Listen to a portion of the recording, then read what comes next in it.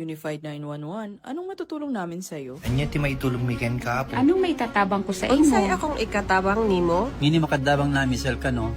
Sa anumang wika o dialekto, may tulong na darating sa iyo.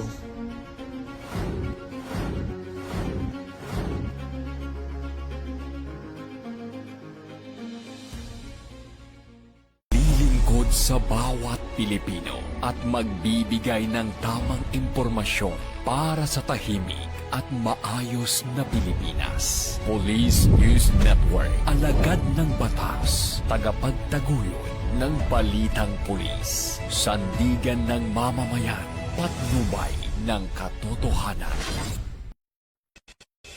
La Campo Crame, maghahatid ng pinakahuling kaganapan at nagbabagang balita. Ito ang PNN Police News Network.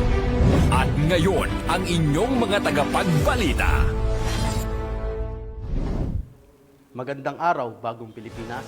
Ako ang inyong alagad ng batas, tagataguyod ng Balitang Pulis. Ako po si Patrolman Erickson Mayor, maghahatid ng tamang balita, kwento ng pulis at serbisyo para sa mamamayan. At ito ang PNP News Online. Ang pangunahing balita ng Police News Network, alagad ng batas, tagataguyod ng Balitang Pulis.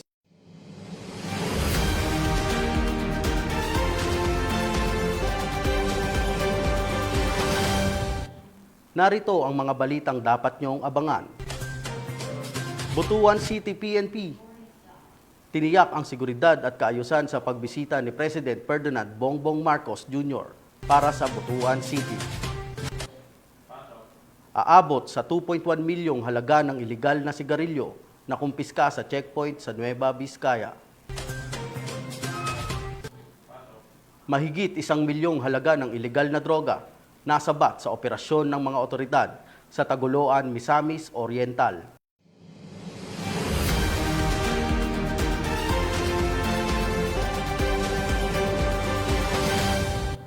Narito ang mga balitang hatid ng ating PNN correspondents mula sa iba't ibang panig ng bansa.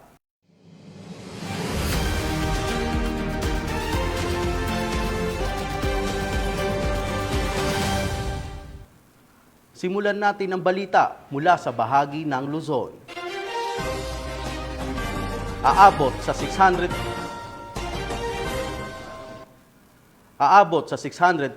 personnel ng Southern Police District ang nakibahagi sa isinagawang showdown inspection ng Civil Disturbance Management Contingents upang mapanatili ang kaayusan sa paparating na 2 trillion peso march. Ngayong darating na Nobyembre, Patrolwoman Reyna Joyce Dalire, ibalita mo.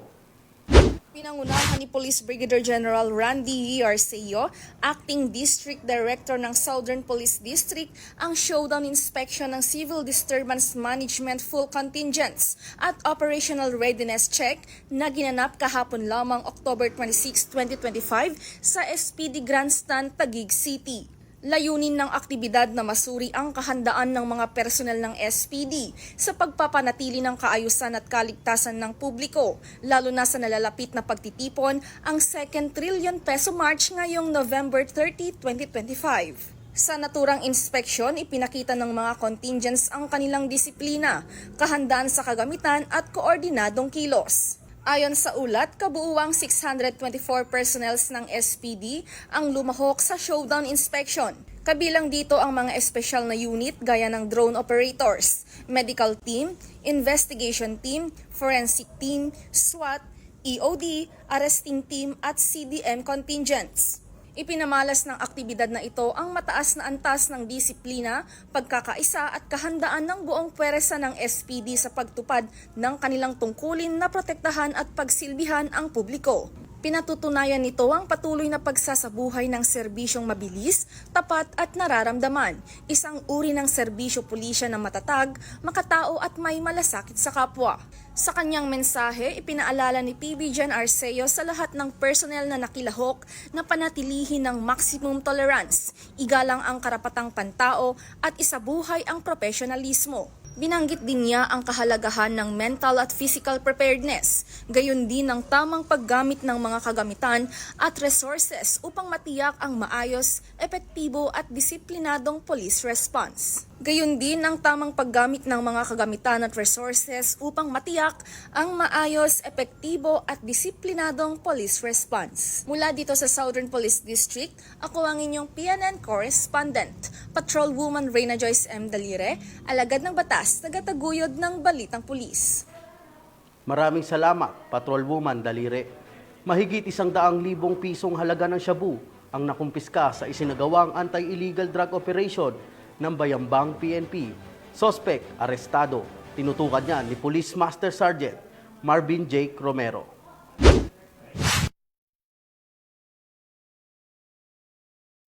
Arestado ang isang tricycle driver matapos makumpiskahan ng tinatayang 23 gramo na inalang shabu na nagkakalaga ng 156,400 pesos sa barangay Magsaysay, Bayambang, Pangasinan. Kinilalang suspect na si alias Isa, 45 taong gulang at residente ng nasabing barangay. Isinagawa ang operasyon ng Bayambang Municipal Police Station, katuwang ang PDEA Region 1 at 105th Maneuver Company. Nasamsam mula sa suspect ang 8 plastic sachet na hinalang shabu, isang improvised glass tutor at 2 pares na itim na medyas na ginamit bilang tago ng droga. Nasa Bayambang Municipal Police Station ang suspect para sa dokumentasyon at disposisyon. Mula dito sa Ilocos Region, ako yung PNN Correspondent Police Master Sergeant Marvin Jake Romero, alagad ng batas, tagataguyod ng Balitang Pulis. Maraming salamat, Police Master Sergeant Romero. Aabot sa 2.1 milyon na iligal na kontrabando na naglalaman ng iligal na mga sigarilyo ang nasabat sa checkpoint ng mga otoridad sa Nueva Vizcaya. 38 anyos na sospek, arestado. Magbabalita dyan si Patrolwoman Micheline Balyada. Isang driver ng van matapos masabat ng mga otoridad ang tinatayang 2.1 milyon halaga ng kontrabandong sigarilyo sa isinagawang checkpoint operation sa barangay Nagsabaran, Diadi, Nueva Vizcaya nito lamang ika-25 ng Oktubre taong kasalukuyan. Ayon sa ulat ng Nueva Vizcaya Police Provincial Office, umabot sa 53 kahon ng Bon International Cigarettes ang nakumpiska mula sa suspect na kinilalang si alias Edgar, 38 anyos sa residente ng Capas, Tarlac. Ang operasyon ay pinangunahan ng 2nd Maneuver Platoon, 1st Nueva Vizcaya Provincial Mobile Force Company sa pamumuno ni Police Captain Marvin De Coling, katuwang ang Diadi Police Station at Provincial Intelligence Unit. Pinahinto nila ang isang Mitsubishi L300FB closed van na may plate number NKQ 4665 para sa inspeksyon. Nang buksan ang van, napansin ng mga operatiba ang isang bahagyang nakabukas na kahon na naglalaman ng mga sigarilyo. Nang tanungin ang driver, inamin nitong mga sigarilyo ang kanyang dala, ngunit nabigong magpakita ng anumang dokumento na nagpapatunay sa legalidad ng kargamento dahilan upang siya ay agad na arestuhin. Sa pahayag ni Police Colonel Bomitivo, binigyan diin niya ang operasyon ay patunay ng dedikasyon at mahigpit na pagtutok ng Nueva Vizcaya PPO sa pagpigil ng iligal na kalakalan, partikular sa mga produktong tabako na nakasasama hindi lamang sa ekonomiya kundi pati sa kalusugan ng publiko. Mula dito sa Lambak ng Cagayan, ako ang inyong Police News Network Correspondent, Patrolwoman Balyada, alagad ng batas, tagataguyod ng Balitang Pulis. Maraming salamat, Patrolwoman Balyada. Mahigit kalahating milyong halaga ng iligal na droga ang nasamsam sa bypass operation ng Talavera PNP. High value. Individual target, arestado, Patrolwoman Gili Peña sa report. Isang matagumpay na operasyon laban sa iligal na droga ang sinagawa ng Talavera Municipal Police Station na kung saan naaresto ang isang high-value individual at nasamsam ang mahigit 500,000 pesos na halaga ng hinihinalang shabu sa Barangay Pula, Talavera, Nueva Ecija, dakong alas 3 ng madaling araw noong Oktubre 25 taong kasalukuyan. Ayon sa ulat, nasa kote ng mga operatiba ng Talavera MPS ang suspect na si alias Ronron, 29 anyos, binata, isang construction worker at residente ng nasabing barangay. Matapos itong maaktuhang nagbebenta ng isang sachet ng hinihinalang shabu sa isang pusher buyer kapalit ng 500 pesos na mark money. Sa isinagawang protective search, nasamsampa mula sa suspect ang 11 karagdagang sachet ng hinihinalang shabu at mark money. Ang kabuang timbang ng nakumpiskang droga ay tinatayang 75 grams na may halagang 510,000 pesos batay sa standard drug price. Ang suspect ay agad na dinala sa Talavera MPS para sa dokumentasyon at wastong disposisyon. Siya ay mahaharap sa kasong paglabag sa Section 5 at 11 Article 2 ng Republic Act 9165 o ang Comprehensive Dangerous Drugs Act of 2002. Ang matagumpay na operasyon ay patunay ng patuloy na pagsisikap ng Talavera MPS at ng buong Nueva Ecija Police Provincial Office sa ilalim ng pamumuno ni Police Colonel Harold Dagit L. Bruno, Provincial Director, upang tuluyang masugpo ang ilegal na droga sa lalawigan. Mula dito sa gitnang Luzon, ako ang inyong PNN Correspondent Patrolwoman Jilly Advincula Peña, alagad ng batas, tagataguyod ng Balitang Pulis. Maraming salamat, Patrolwoman Peña. Regional Most Wanted Person na may kasong murder, hinainan ng warrant of arrest ng Antipolo City PNP. Patrolman Mark Lawrence Atencio, ibalita mo.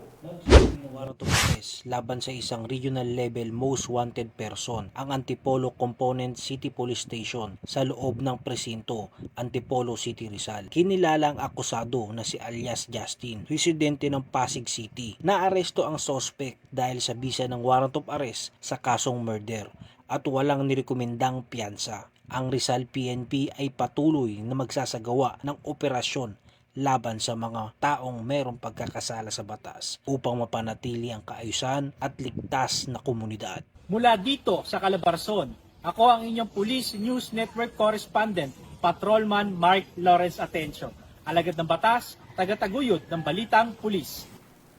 Maraming salamat, Patrolman Atencio.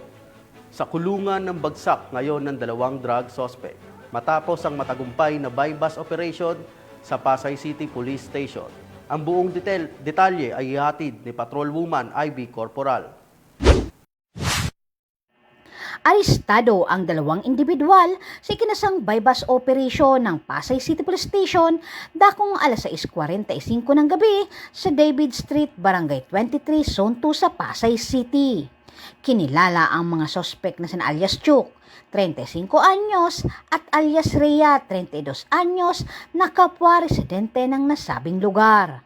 Nakuha sa kanila ng operatiba ng Pasay City Police ang 5 plastic sachet ng hinihinalang shabu na may kabuang bigat na 5.5 gramo na may malaking halaga.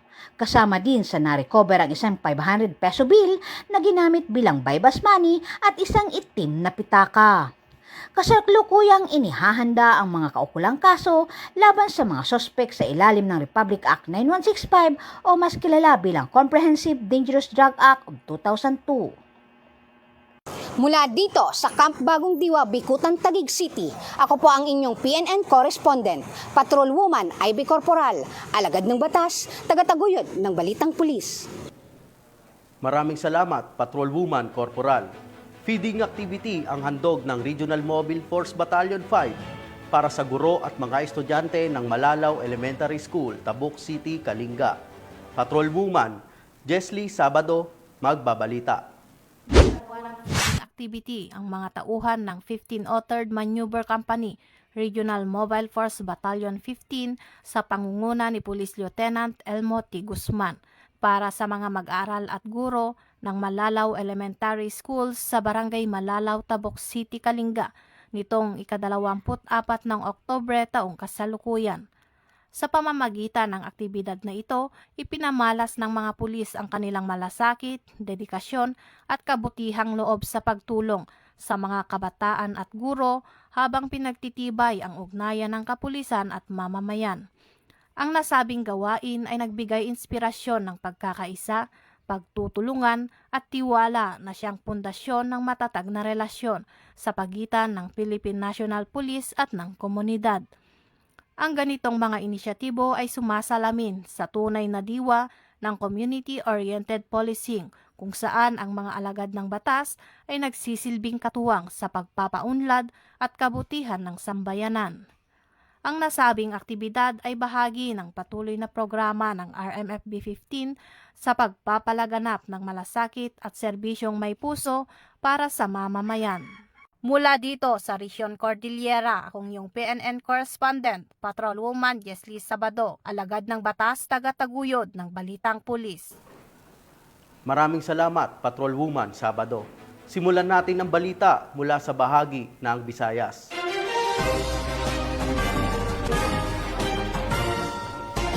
Na ba? Kalibre 38 at ilegal na droga ang nakumpiska matapos ang pagsisilbi ng search warrant ng mga otoridad sa Calapé, Bohol. Isang lalaki arestado. Nakatutok dyan si Patrolwoman Nika Cañedo.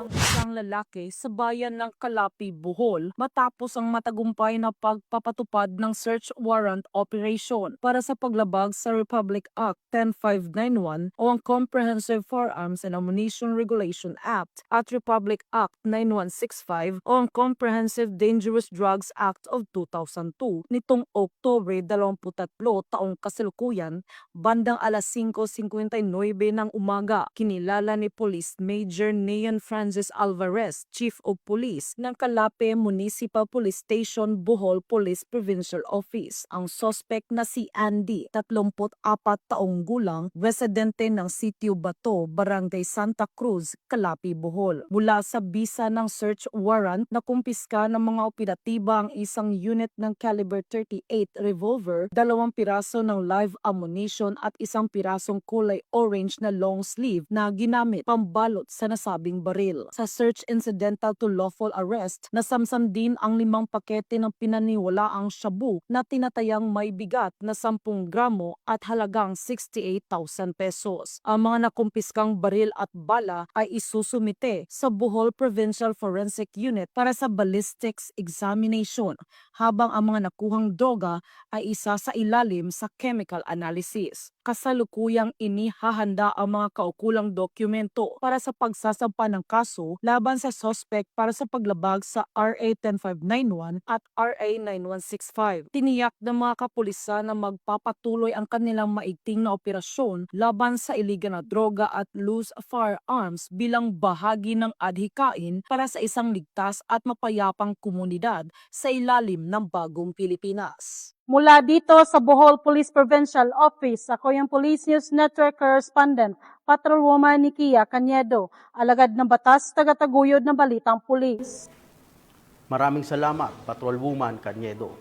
Sa bisa ng warrant of arrest dahil sa kasong attempted homicide, nahuli ang isang wanted person sa operasyon ng Sulat Municipal Police Station.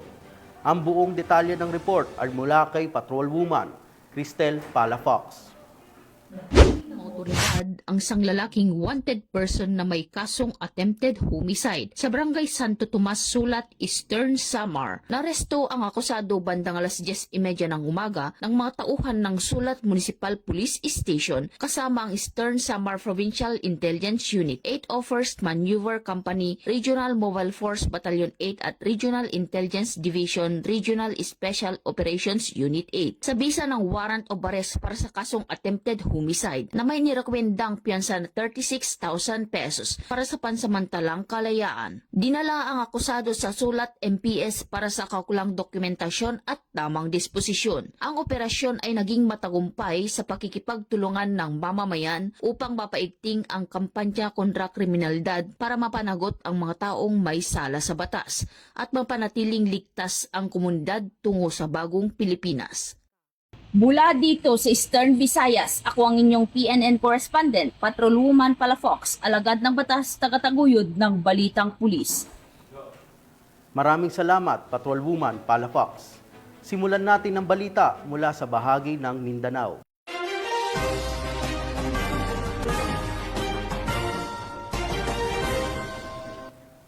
Mahigit 1 milyong halaga ng ipinagbabawal na gamot ang nasabat sa isang high-value individual matapos ang anti-illegal drug operation ng mga operatiba ng Tagoloan PNP, Patrolwoman Danessa Berdos, sa report.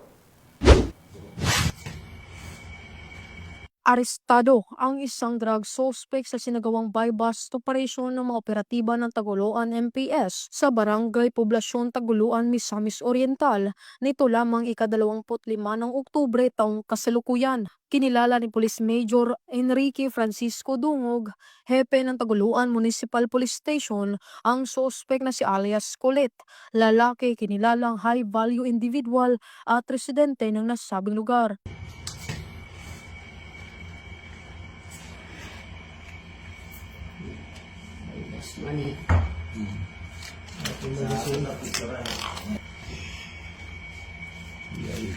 Sa ikinasang operasyon ng mga operatiba ng Taguluan Municipal Police Station ay nagresulta sa pagkakakumpiska ng mga pakete ng hinihinalang shabu na may bigat na 150 na gramo at may standard drug price na 1,020,000 pesos at isang 500 peso bill na ginamit bilang buy-bust money. Nahaharap ang suspect sa kasong paglabag sa RA 9165 o Comprehensive Dangerous Drugs Act of 2002.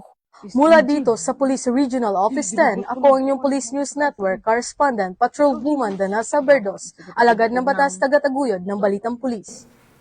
Maraming salamat, Patrolwoman Berdos.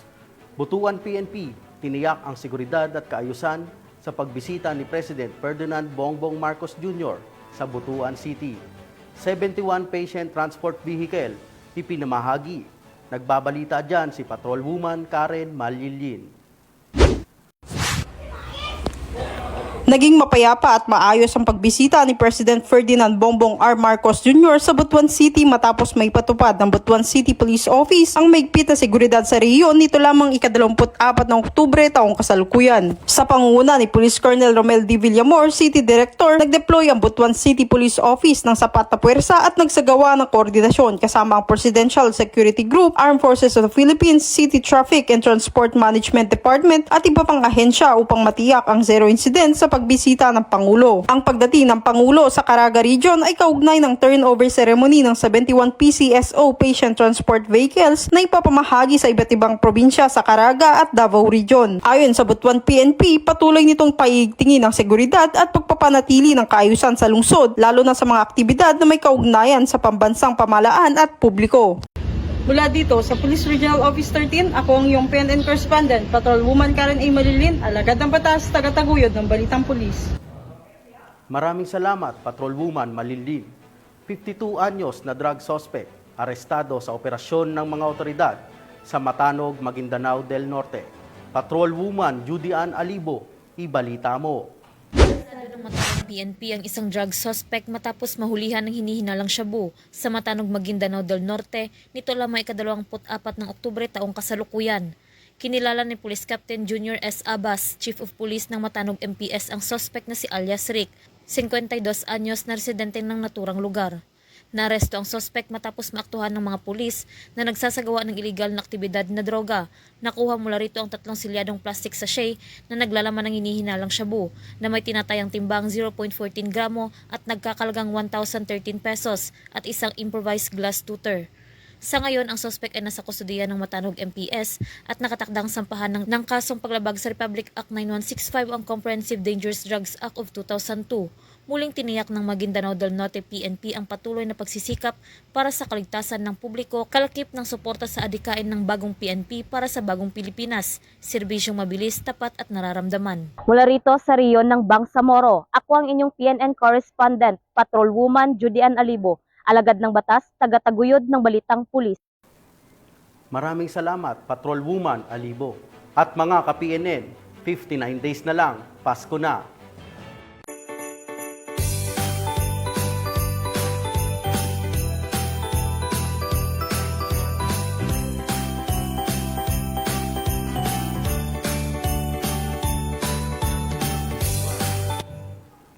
Sa ngalan ng pamunuan ng Philippine National Police, sa pangunguna ni Acting Chief PNP, Police Lieutenant General Jose Melencio Nartates Jr.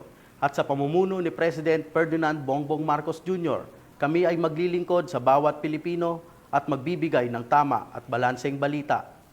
Mula rito sa tanggapan ng tagapag-ugnay ng Pambansang Pulisya, kami ang inyong alagad ng batas, taga-taguyod ng Balitang Pulis, Ako ang inyong tagapag-ugnay.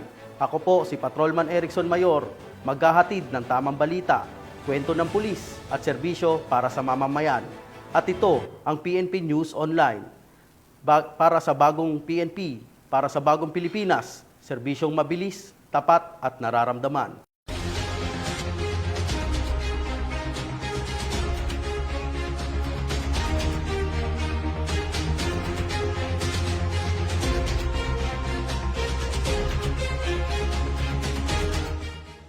Police News Network, alagad ng batas, tagapagtaguyod ng balitang pulis.